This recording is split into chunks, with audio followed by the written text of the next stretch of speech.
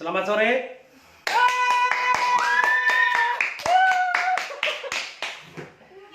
Selamat sore. Saya akan bercerita tentang cerita lama tentang Cupak dan Grantang. Tapi dalam siaran ini saya ubah judulnya menjadi Cupak Gugat. Di sebuah desa, kata empunya cerita, ada seorang ibu mempunyai 2 orang anak. Yang satu bernama I Cupak, yang lebih besar. Yang lagi satu namanya I Grantang. I Cupak mulutnya besar, hidungnya besar, matanya besar, kepalanya besar, rambutnya kasar kayak iduk, rambutnya kasar seperti ijuk. Salah ngomong itu. I Grantang seperti banyak dikenal orang, dia wajahnya tampan, kulitnya putih, hidungnya mancung, bibirnya tipis.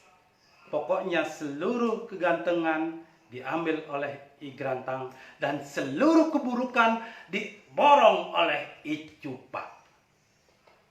I Cupak ketika mulai remaja, dia sebenarnya sudah bertanya-tanya, kenapa sih ada 2 orang bersaudara, 1 orang begitu buruk dan 1 orang sangat ganteng atau sangat tampan. Itu pasti ada gen yang salah di situ.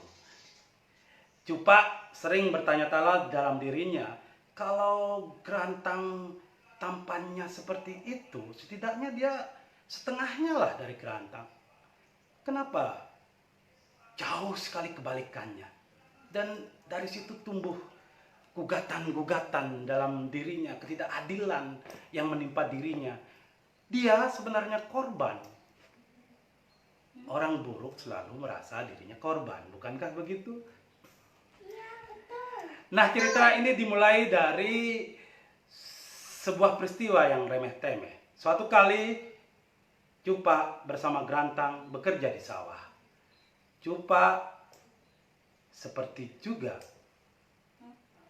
anggapan orang, wajah yang buruk itu pemalas, iri hati, dengki, nggak suka bekerja. Ya seperti itulah Cupak. Di sawah dia bermain-main, mengejar burung, bermain air di temuku. Terus dia Dia nyemplung di tibu, dia main di bendungan, terus dia lari-lari di pematang. Main HP katanya. Main HP nggak ada HP waktu itu. Terus Grantang sibuk bekerja sendiri. Dia membajak sawah, membersihkan pematang, menyiangi rumput-rumput liar di sawahnya sehingga sawahnya menjadi bersih seperti wajah Grantang. Siangnya, Cupak pulang lebih dahulu karena perutnya lapar. Cupak itu tidak bisa menahan lapar. Perutnya lapar, dia pulang lebih dahulu tanpa mandi. Lumpur melumuri wajahnya.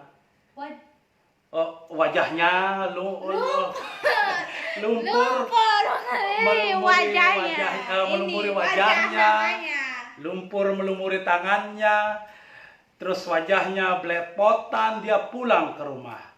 Tapi Grantang sebagai orang yang selalu menjaga kebersihan, sebagai orang yang selalu menjaga ketampanan, orang yang selalu menjaga penampilan diri, dia harus mandi dulu ke pancuran.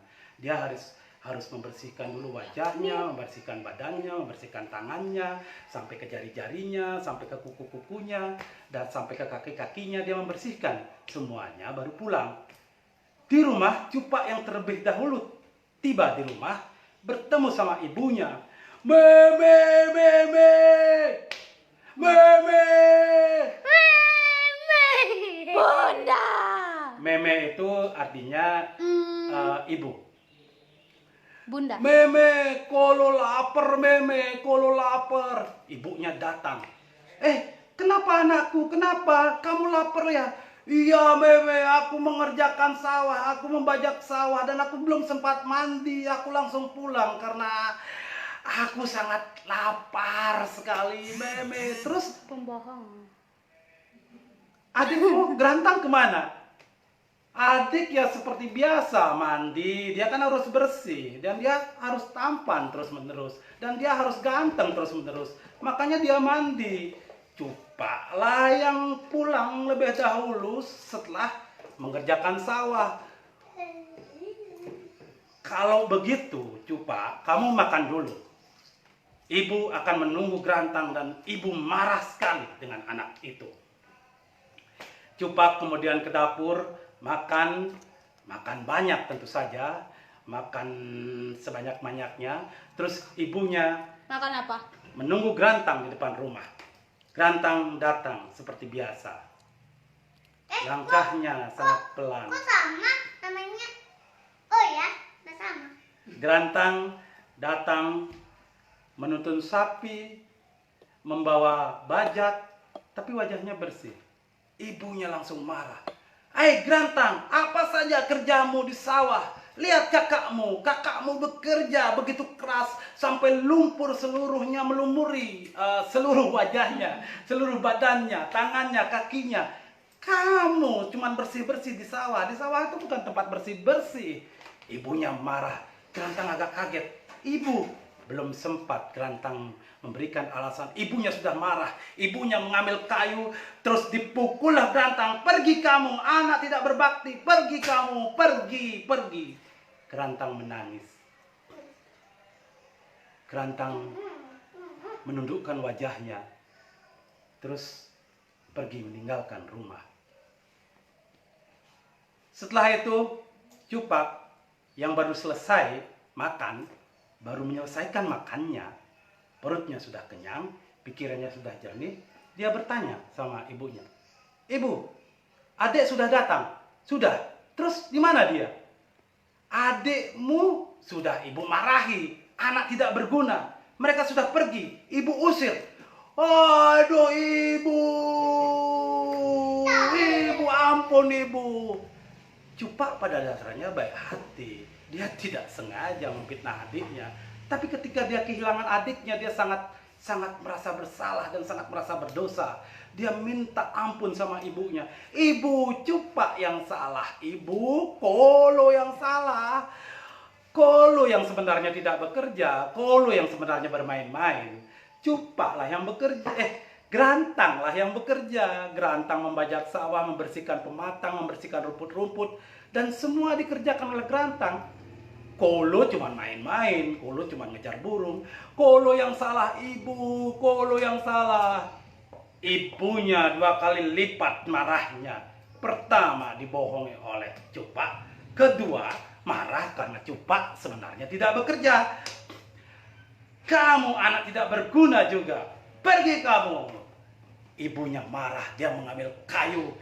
Dia pukul Cupak dan Cupak menangis pergi.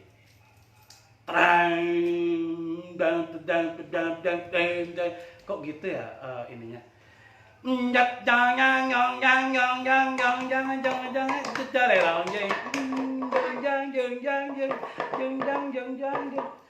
Cupak dan Gerantang pergi. Cupak berlari mengejar adiknya. Adik, maafkan kakak, adik. Adik, maafkan kakak yang salah." Cupak terus berlari mengejar adiknya. Di sebuah perkampungan, Cupak bertemu sama Gerantang. "Gerantang, adikku, kakak yang salah. Adik harus pulang. Temani ibu bekerja. Kakak yang salah. Kakak memang tidak berguna." Kok halus sekali dia bilang kakak. Kolo tidak berguna. Kolo tidak berguna, adik. Kolo yang suka memfitnah. Kolo hanya tadi karena lapar saja. Kolo memfitnah adik. Sekarang adik pulanglah, biar kakak yang pergi. Adik bantu ibu, kasihan ibu. Tidak kakak, jawab Gerantang. Adik sudah memutuskan, adik mau pergi.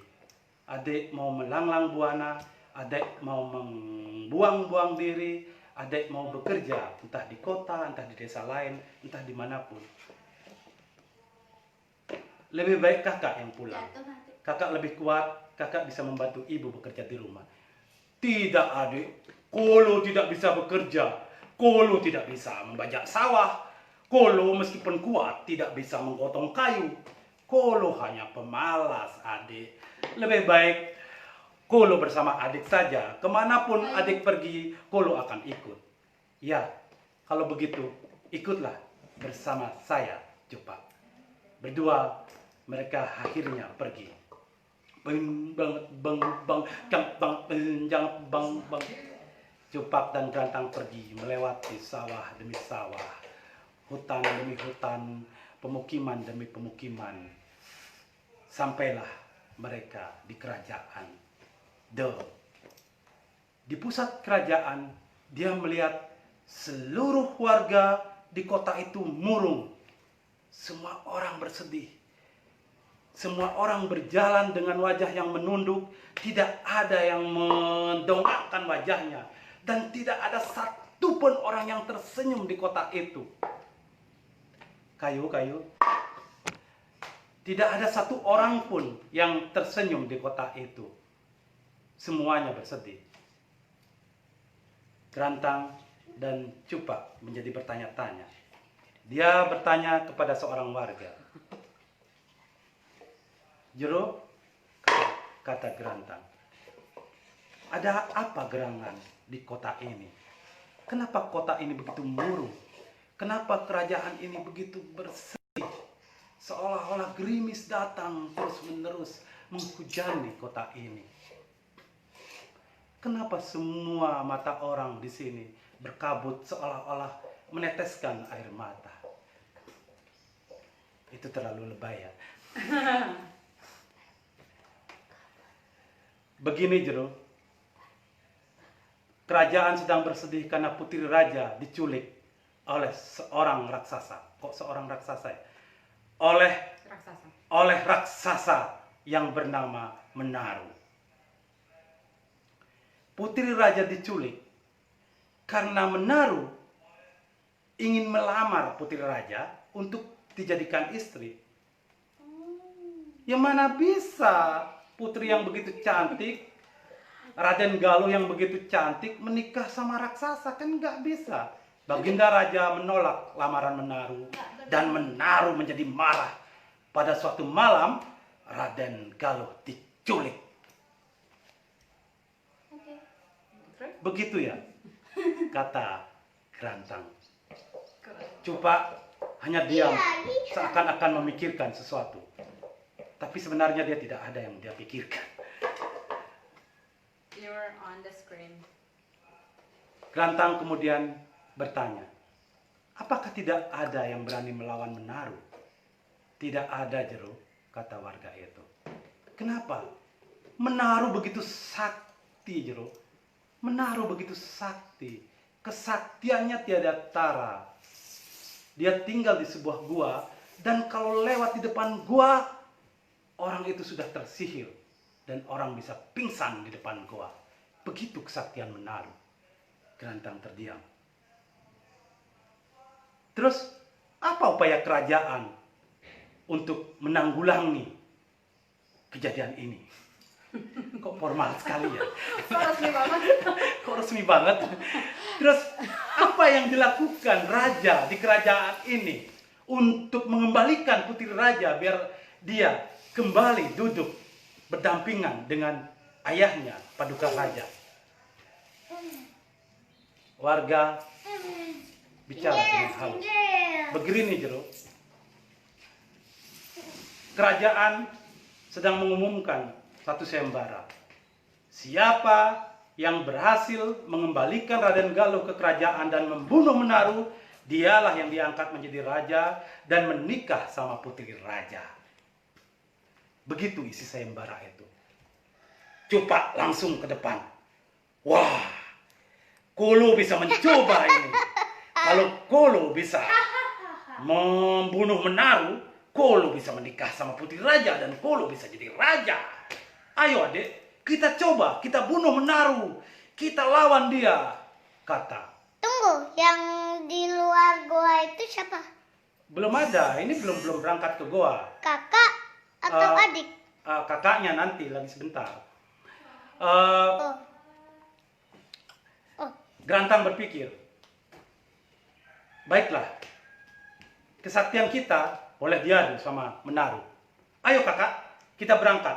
Kita menuju gua, kita bunuh Menaru, kita kembalikan Raden Galuh ke kerajaan. Ayo kakak, ayo. Cupa terus berangkat bersama Gerantang. Teng, treng, treng, treng, treng, treng, treng. Gimana ya musik berperang?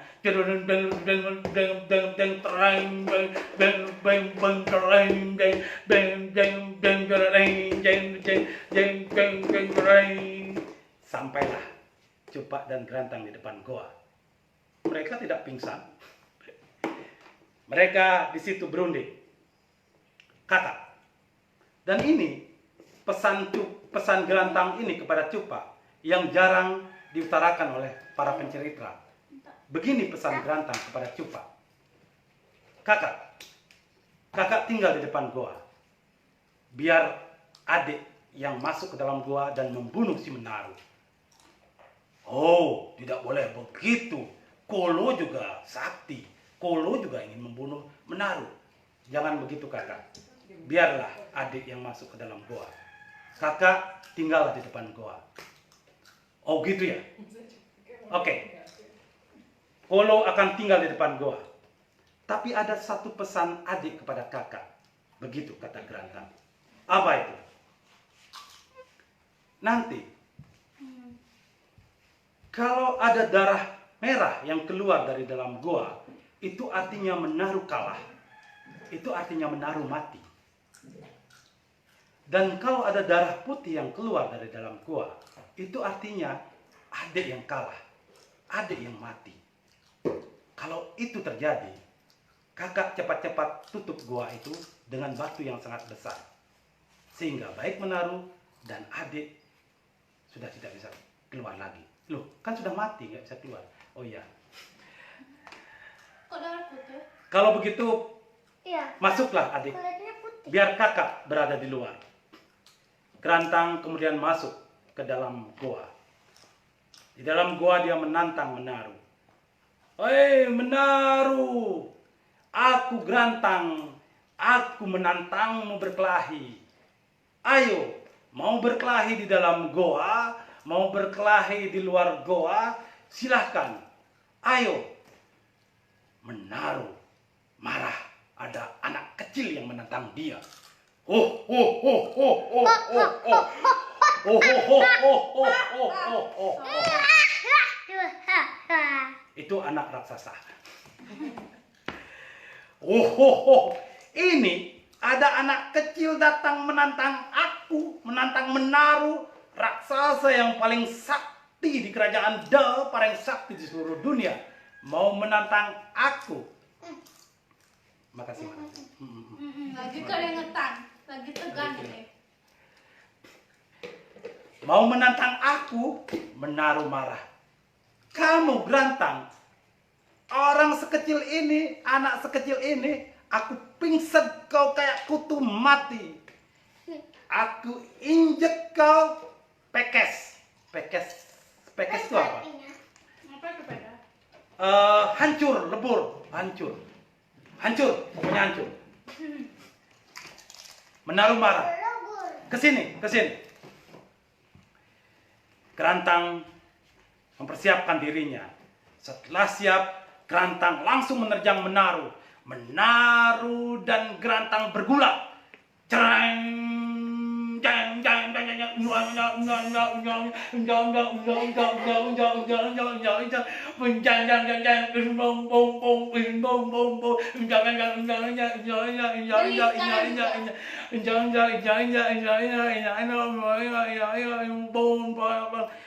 pergulatan sangat seru. Pada saat itu Raden Galuh yang sebelumnya terikat bisa melepaskan ikatannya dan dia ketakutan, dia lari keluar. Grantang berkata kepada putri raja, "Putri, pergilah keluar. Di luar ada kakakku yang sedang menunggu. Tunggulah di luar." Putri raja terus pergi keluar.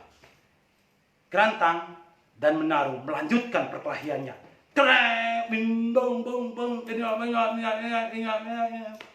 Di luar, Cupak hanya mendengar kibasan-kibasan orang berkelahi. Cupak di luar hanya mendengar gempuran-gempuran, hanya mendengar gemuruh, hanya mendengar suara aduh kesakitan, hanya mendengar suara pukulan. Tiat, tiat, tiat, tiat. Putri sampai di luar. Cupak langsung menyambutnya. "Putri, kesini Putri. Biar Kolo yang menjaga Putri di sini." Sebentar lagi, adik Kolo si Grantang akan membunuh Menaru. Tinggallah di sini. Cupak dan Putri menunggu di luar. Cupak dari luar mendengar kembali suara perkelahian yang begitu gemuruh. Dam dam dam dam dam dam dam. Kok suara berganjur? Dam dam dam dam dam dam dam. Cuan, cuan, cuan, cuan, cuan, cuan, cuan, cuan, cuan, aduh, cuan. Pada detik tertentu terdengarlah suara gemuruh yang sangat kuat. Tuh. Cupak terdiam sejenak, lalu dia memperhatikan ke dalam goa. Dari dalam goa keluar darah merah. Cupak langsung girang. Oh, Menaru mati. Menaru mati. Tapi sesaat kemudian ada darah putih yang juga keluar dari dalam goa. Darah putih kemudian bercampur dengan darah merah. Wajah Cupak langsung tertunduk. Adikku mati. Menaru juga mati. Begitulah kesimpulan Cupak. Maka setelah disimpulkan seperti itu, Cupak langsung lubang gua dengan batu yang sangat besar. Dan setelah itu, dia membawa Raden Galuh pulang ke kerajaan, ke kota kerajaan, ke istana. "Raden Galuh, ayo kita pulang. Adikku sudah mati di dalam gua dan Menaru juga mati. Dan tidak ada lagi yang bisa ditunggu di sini. Kita pulang ke istana." Cupak dan Raden Galuh pulang ke istana. Dan di istana, Cupak dan Raden Galuh disambut oleh keluarga kerajaan, oleh warga, oleh para punggawa, dan oleh para tentara kerajaan dengan riang gembira. "Putri datang, putri selamat, putri selamat, putri selamat." Raja datang. "Hai anak muda, siapa namamu?" kata Baginda Raja kepada Cupak. Cupak menyaut. "Kolo Cupak, Baginda." "Cupak, apakah kamu yang membunuh Menaru?" "Iya, Baginda, hamba yang membunuh Menaru. Kolo yang membunuh Menaru," kata Cupak. Sementara putri raja hanya senyum-senyum dan diam-diam saja di belakang. "Kalau begitu, siapkan pesta pernikahan. Aku akan mengangkat Cupak menjadi raja di kerajaan De dan menikah dengan putri raja dengan Raden Galuh. Siapkan seluruh persiapan upacara dan lain-lain." Begitu kata Baginda Raja. Dan rakyat bersorak. "Ore, ore, ore. Kerajaan Dao selamat, Menaru mati, dan Baginda Cupak akan menikah dengan Raden Galuh." Begitu teriakan-teriakan warga. Sementara di dalam gua, Grantang sesungguhnya tidak mati. Dan inilah yang tidak banyak diceritakan. Tidak benar Cupak ingin membunuh dan mengkhianati adiknya Grantang. Dia hanya salah menafsirkan soal darah merah dan darah putih. Di dalam gua, Gerantang berusaha bangun, berusaha membuka batu yang dipakai Cupak untuk menutupi lubang gua. Dan dia berusaha untuk keluar. Dengan usaha yang sangat keras, Gerantang akhirnya bisa keluar dari gua. Di luar gua dia berpikir, apakah dia akan ke kerajaan atau dia akan pergi meninggalkan kakaknya di kerajaan itu. Gerantang berjalan dan dia mendengar orang-orang membicarakan bahwa kerajaan akan segera menyelenggarakan pesta pernikahan. Yang menikah adalah Cupak, kakak Gerantang, kakaknya, dan putri raja Raden Galuh. Gerantang berpikir pada saat itu membiarkan kakaknya bahagia menjadi raja di kerajaan De dan menikah dengan putri raja. Tapi Gerantang berpikir lagi, apakah dia tidak perlu mengucapkan selamat sama kakaknya? Akhirnya dia putuskan untuk pergi ke istana dan mengucapkan selamat sama kakak. Jauh di dalam hati Gerantang dia ingin kakaknya berbahagia di situ menjadi raja dan menikah dengan putri raja. Tapi di istana, Cupak kaget melihat Gerantang datang.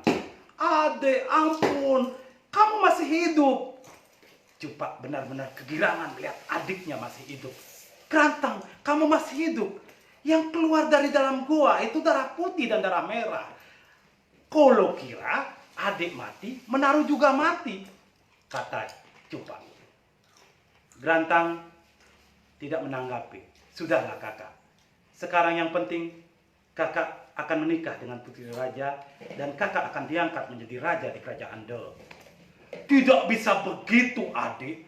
Kolo tidak berhak atas kerajaan ini. Kolo tidak berhak atas putri raja. Kolo tidak berbuat apa-apa. Yang membunuh Menaru itu adalah adik. Yang membunuh Menaru itu adalah Gerantang, bukan Cupak. Cupak tidak ingin merebut ini dari tangan adik. Adik yang berhak atas kerajaan De." Cupak kemudian menghadap sama Baginda Raja. "Baginda, sesungguhnya adik Kolo, si Gerantang yang membunuh Menaru, dialah yang berhak menjadi raja di sini dan menikah bersama putri raja, bukan Kolo. Kolo hanya tinggal di luar, hanya menunggu Gerantang dan Menaru berkelahi di dalam goa." Baginda Raja terhenyak sebentar, tapi kemudian melanjutkan. "Bagaimana itu bisa terjadi? Panjang ceritanya Baginda. Nanti saya kasih tahu Baginda. Tapi sekarang siapkan pernikahan antara Gerantang, adik Kolo, dengan Raden Galuh, lalu dia diangkat menjadi raja."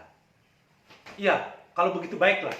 Baginda Raja akhirnya mengumumkan ulang, menganulir pernikahan Cupak bersama Raden Galuh dan mengumumkan bahwa pernikahan yang sebenarnya adalah Gerantang dengan putri raja, dan Gerantang diangkat menjadi raja. Pernikahan sangat meriah. Penobatan Gerantang menjadi raja sangat megah. Setelah itu Cupak pamitan sama adiknya, "Gerantang, baik-baiklah di sini. Kakak akan pergi kemana saja. Doakan kakak." "Baiklah kakak," kata Gerantang. Dan Cupak pun pergi. Cupak pergi membuang-buang diri. Dia tidak bisa keahlian apa-apa, tidak punya skill apa-apa, dan dia tidak punya pikiran untuk bekerja di mana. Dia berpikir untuk berjalan dan terus berjalan. Ding ding ding ding ding ding ding ding ding. Jepang terus berjalan. Cupak terus berjalan. Sawah demi sawah dilewati, sungai demi sungai dilewati. Jalan rusak demi jalan rusak dilewati. Pantai demi pantai dilewati. Kadang-kadang dia melewati jembatan bambu, kadang-kadang dia melewati jembatan yang agak kukuh. Tapi dia terus berjalan terus berjalan. Sampailah dia di sebuah kota kerajaan yang sangat sepi. Kerajaan itu bernama Kerajaan Gobang Besi. Di kerajaan itu Cupak sangat heran. Tidak ada satu orang pun di jalan. Jalanan sangat sangat sepi, Bisa nggak tuh? sepi litik dan sunyi jampi. Cepet sekali. Jalanan sunyi. Semua orang berada di rumah, semua orang berada di kamarnya masing-masing. Tidak keluar, tidak boleh keluar.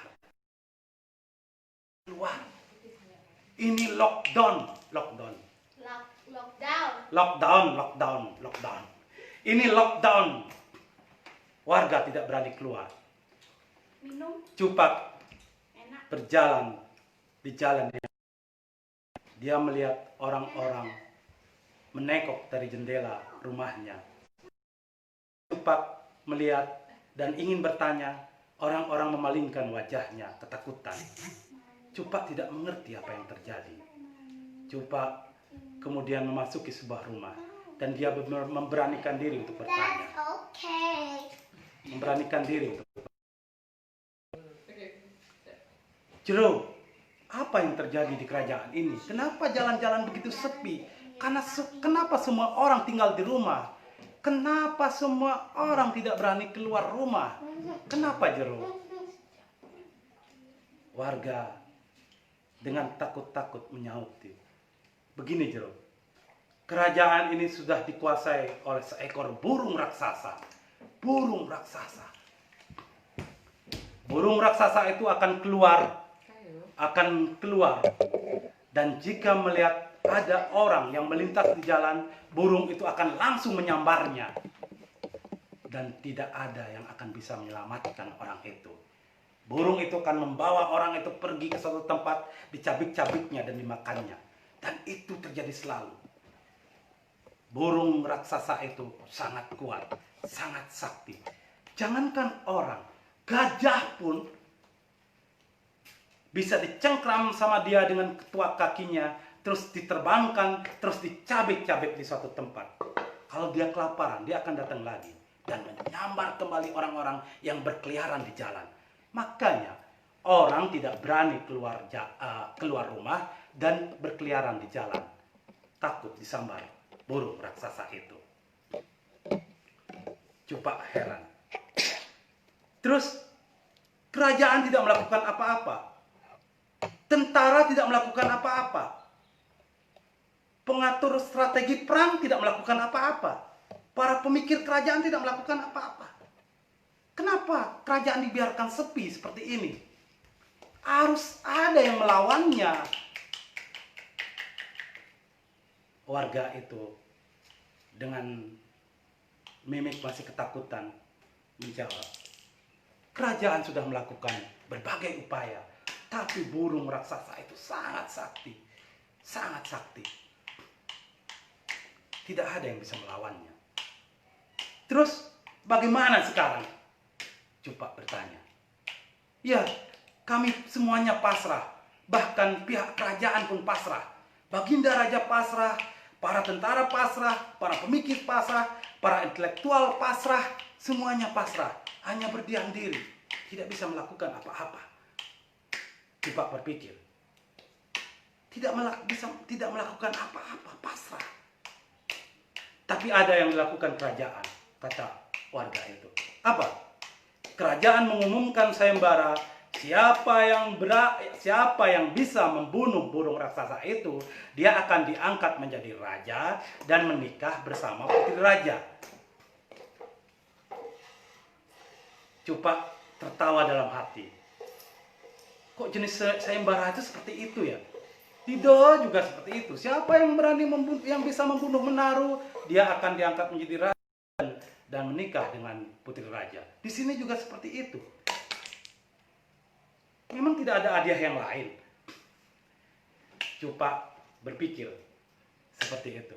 Tapi dia berpikir untuk mencoba. Baiklah. Kolo akan mencoba mengikuti sayembara dan membunuh burung raksasa itu. Ya, Jero. Kalau bisa dicoba. Mungkin Jero bernasib baik, beruntung bisa membunuh burung itu. Oke lah. Kolo akan mencoba sekarang. Cupak kemudian pergi ke tanah lapang, ke alun-alun kota. Di alun-alun kota itu, Di tanah lapang yang sangat luas, Cupak menggali lubang, membuat lingkaran, terus membuat senjata dari bambu runcing. Kayu yang diruncingkan, bambu yang diruncingkan, tonggak-tonggak diruncingkan. Di sekeliling lubang itu dia tanami tonggak-tonggak. Di bawah lubang dia tanami tonggak-tonggak. Di dasar lubang dia tanami tonggak-tonggak. Setelah semua persiapan itu selesai, Cupak berdiri di tengah lapang. Dia menantang burung raksasa. Oi burung raksasa, burung raksasa, datanglah, ini Cupak. Cupak akan membunuhmu, akan melawanmu. Hentikan kebiadabanmu, hentikan kamu menebar teror, membuat warga menjadi takut. Hentikan itu, lawan aku. Hoi, lawan aku.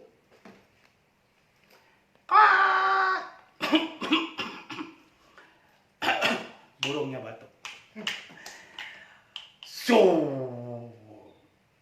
Tiba-tiba kota itu menjadi gelap. Burung yang tubuhnya besar menutupi cahaya matahari sehingga hanya gelap yang ada di kota itu. Burung itu melesat dari angkasa dan hendak menyabar Cupak. Dan Cupak dengan secepat kilat melompat ke dalam lubang mengambil senjata. Ketika burung itu menyambar Cupak, Cupak langsung menusukkan senjatanya ke atas dan mengenai lambung burung itu. Burung itu kesakitan. Ada percik darah yang menetes ke atas tanah lapang.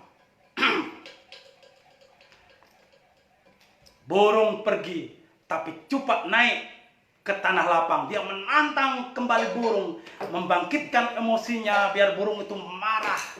Burung datang, sebegitu keberanianmu, ayo turun lawan Cupak. Burung itu turun lagi melesatkan, hendak menyambar Cupak. Cupak melompat ke dalam lubang, dia mengambil senjata lalu menusukkan senjata itu ke atas.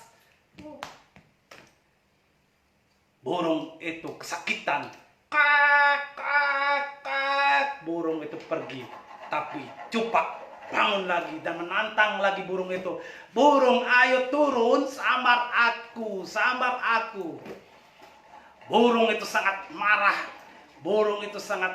Sangat emosional. Dia turun melesat dan dengan penuh emosi mau menyambar Cupak. Cupak melompat ke dalam lubang, mengambil senjata terus menusukkan ke atas dan bro. Burung itu terjatuh. Darah berceceran di tengah lapang.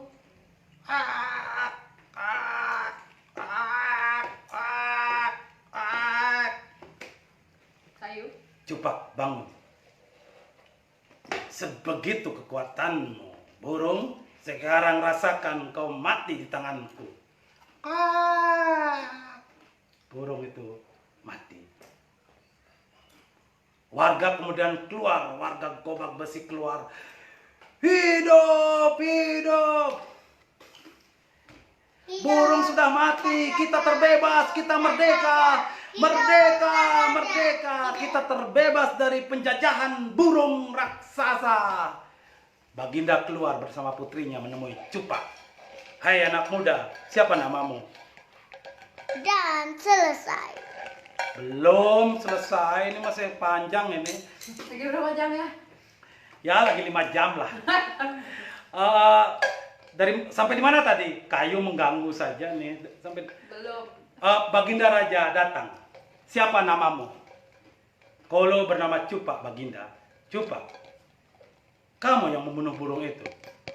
Ya, Baginda. Sesuai janjiku, Kayu. siapa yang berhasil membunuh burung itu dan membebaskan kerajaan Gobag Besi dari penjajahan si burung terkutuk itu, akan aku nikahkan dengan putriku dan akan diangkat menjadi raja. Cupak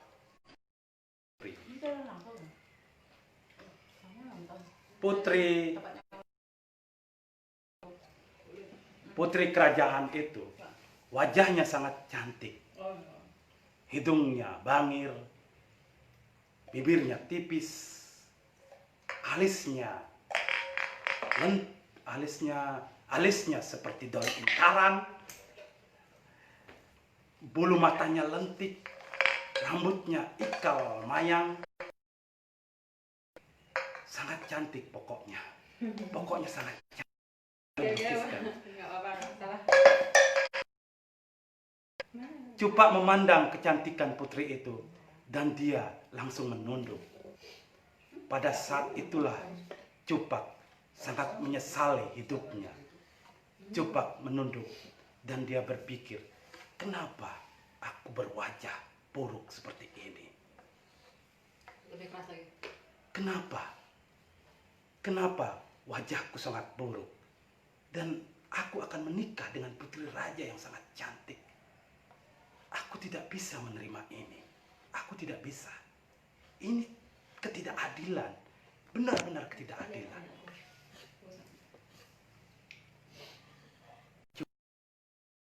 Raja. Raja. Kolo tidak bisa menerima tawaran Baginda Raja. Kolo tidak bisa menikah dengan putri raja. Kolo tidak berbakat menjadi raja. Cupak menunduk. Dia masih berpikir tentang hidupnya, tentang wajahnya, tentang bagaimana orang-orang memandang dia, tentang bagaimana orang-orang menilai dia, bahwa dia tukang fitnah. Lelaki yang tidak baik, lelaki yang rakus, suka makan, tidak bisa bekerja, malas, tidak punya skill, tidak punya pengetahuan, tidak punya pendidikan, dan sekarang menjadi raja. Bagaimana itu bisa terjadi? Hanya gara-gara sayembara, hanya gara-gara dia bisa membunuh burung itu dan dia menjadi raja. Tahu apa-apa dan tidak punya bekal apapun untuk bisa menjadi raja. Dan menikahi putri yang cantik itu menambah dosa. Bagaimana putri itu akan menanggung malu bersuamikan aku? Raja diam. Putri juga diam. Baru kali ini ada seorang lelaki yang menolaknya. Bahkan lelaki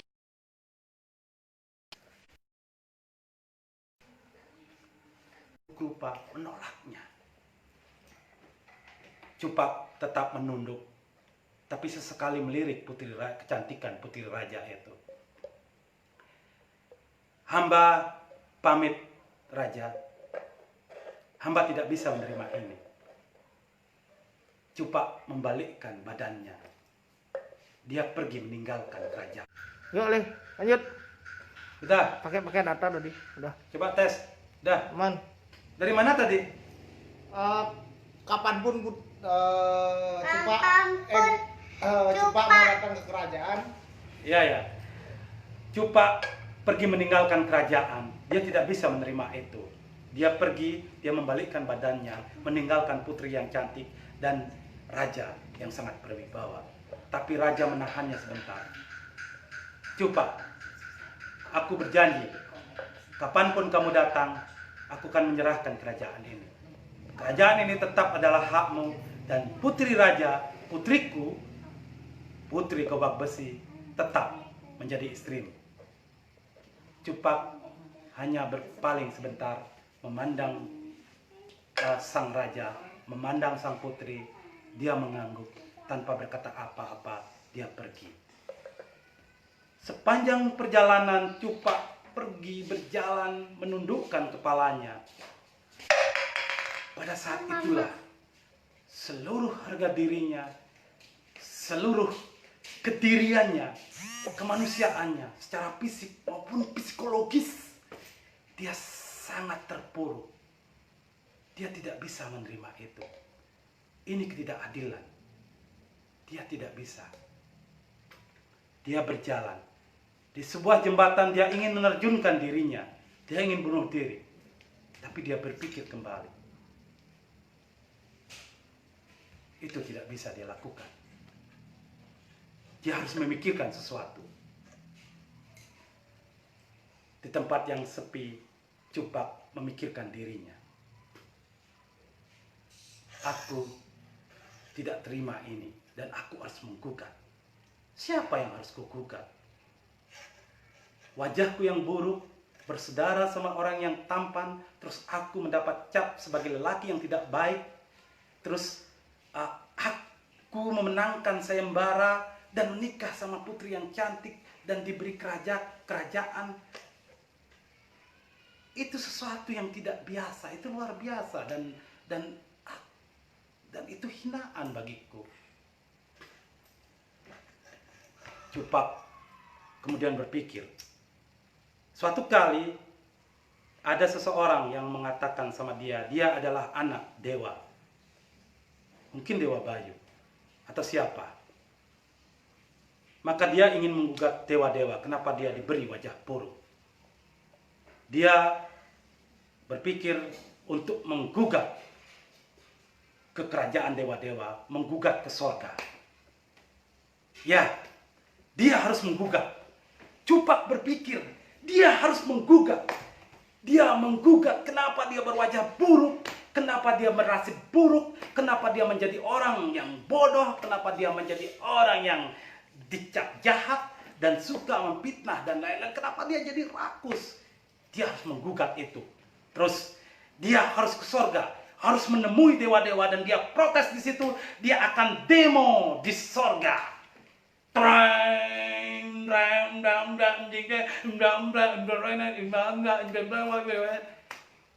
Entah kenapa tukang cerita juga nggak tahu bagaimana caranya Cupak akhirnya ada di surga. Seluruh penghuni surga kaget. Ada manusia mata Cupak datang ke surga. Ini siapa? Apalagi Cupak di surga ngamuk-ngamuk, teriak-teriak. Hai dewa, dewa, katanya aku anak dewa, katanya aku titisan dewa, kenapa wajahku buruk? Ini harus dipertanggungjawabkan, ini harus dipertanggungjawabkan. Harus ada yang memberikan alasan kenapa aku berwajah buruk dan kenapa aku memenangkan sayembara, kenapa aku kemudian mendapat istri yang sangat cantik. Dan ini harus dipertanggungjawabkan, harus ada alasannya. Tidak boleh seperti itu, tidak bisa. Orang-orang menahan Cupak, tapi Cupak memberontak. Keluarlah kemudian Dewa Bayu. Hai anak muda, siapa kamu? Kolo adalah Cupak, dewa. Kolo Cupak. Kolo ingin menggugat kenapa wajah Kolo buruk, kenapa mata Kolo besar dan mulut Kolo besar, makan banyak-banyak. Kenapa seperti itu? Kenapa Kolo dilahirkan seperti itu? Kenapa?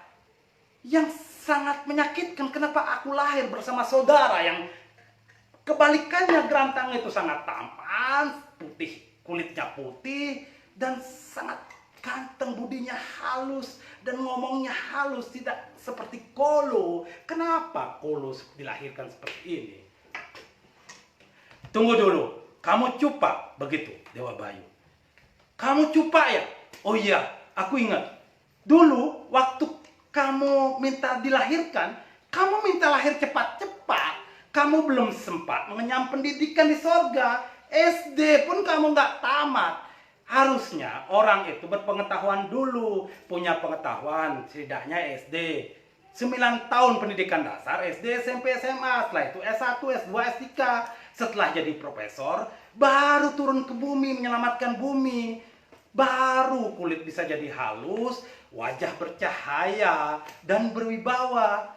Kamu tidak tamat SD, sudah turun ke bumi, makanya wajahmu buruk. Berarti Kolo nunggu jadi profesor, kan keburu tua. Iya, setidaknya kamu S1 lah dulu. Terus bagaimana caranya sekarang? Kolo biar bisa tampan, biar bisa seperti adik Kolo, si Gerantang. Kamu remedi, kamu berpendidikan dulu di sini, kamu masuk dulu. Nanti banyak guru-guru di sini, dosen-dosen di surga, guru-guru di surga akan memberimu pelajaran. Kamu bisa cepat belajar. SD, SMP, SMA. Setelah itu kamu turun ke bumi. Setelah turun ke bumi, kamu bisa sambil kuliah. Kan bisa seperti itu. Oh iya ya, Kalau bisa seperti itu. Oke, kalau remedi, kalau melanjutkan pendidikan, paket A, paket B, paket C. Akhirnya dosen-dosen di sorga, guru-guru di sorga didatangkan untuk mengajari Cupa. Sampai 1 bulan, 2 bulan, 3 bulan, 1 tahun, 2 tahun, 3 tahun, sampailah 9 tahun. Cupa akhirnya tamat. Wajahnya semakin putih, mulus, glowing, bercahaya. Bibirnya makin tipis, hidungnya makin mancung, rambutnya makin lembut. Cupa memandang dirinya di cermin dan dia tersenyum-senyum saja. Oh, beginilah orang berpengetahuan, wajahnya jadi bercahaya. Petara Bayu terus datang. Cupa, sekarang kamu turun ke bumi. Kamu sudah bisa menyelamatkan bumi. Kamu sudah bisa menjadi raja. Kamu mencari istri yang paling cantik pun bisa. Cupa akhirnya turun ke bumi.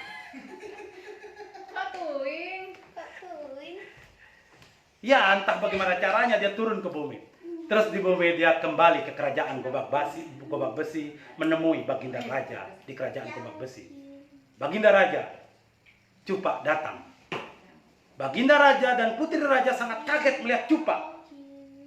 Raut wajah Cupa memang dikenali. Tapi wajahnya semakin bersih dan semakin tampan. Putri Raja menjadi jatuh cinta. Begitulah kata cerita. Cupa akhirnya memenuhi janjinya untuk menjadi raja dan menikah bersama Putri Raja. Baginda Raja di kerajaan Gobak Besi menyiapkan upacara besar-besaran. Cupa datang kepada Baginda Raja. Baginda Raja, sebelum pernikahan digelar, ada permintaanku. Apa itu, Cupa? Kata Baginda Raja. Pada saat pernikahan, kerajaan Gobak Besi harus mengundang raja dari kerajaan Dewa. Karena di situ ada adikku Grantang bersama-sama permaisurinya. Dan mulai sekarang kita jalin hubungan diplomatik antara kerajaan Gobak Besi dengan kerajaan Dewa. Oke, itu gampang. Kok raja bilang oke? Ya, baiklah. Gak apa-apa. Itu gampang, Cupa. Tapi ada lagi satu, kata Cupa. Cupa memang orang yang baik. Dia ingat sama ibunya, terus dia minta pada kerajaan. Baginda Raja, siapkan Punggawa, siapkan Sarojoli, Umbul-Umbul dan lain-lainnya. Siapkan Bleganjur, siapkan Tetabuhan, jemput ibu hamba di sebuah desa kecil. Sudah lama hamba meninggalkan ibu hamba di desa bersama kakak hamba yang sekarang menjadi raja di kerajaan Dewa. Baiklah, itu permintaan yang mudah juga. Punggawa, siapkan Sarojoli, siapkan Umbul-Umbul, siapkan Bleganjur, siapkan pengiring, siapkan tentara kerajaan, dan jemput ibu Cupa ke desa yang kecil.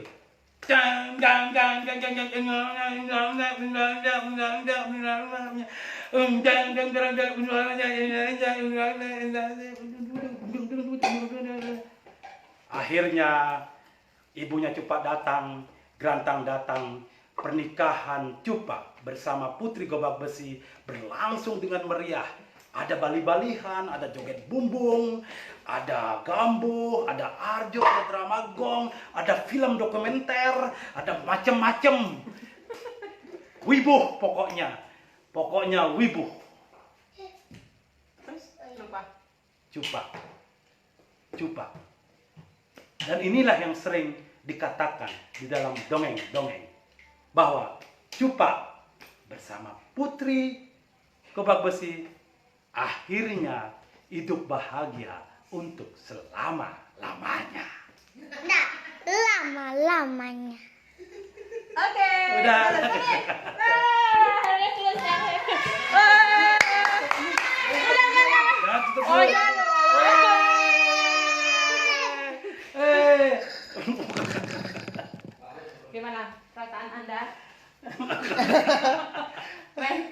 Duduk. Minum dulu, minum. Ini ya. Minum. Udah. Sekali. Minum. Air. Udah? Ada. Mungkin mau share sama penonton. Air. Udah. Air. Oke, makasih semuanya. Air. Besok siapa? Terima kasih. Besok, Besok Juli. ada penampilan dari Mbok Juli Smile for Bali dari Mani Bumi akan mendongeng. Yeay. Da, Terima kasih.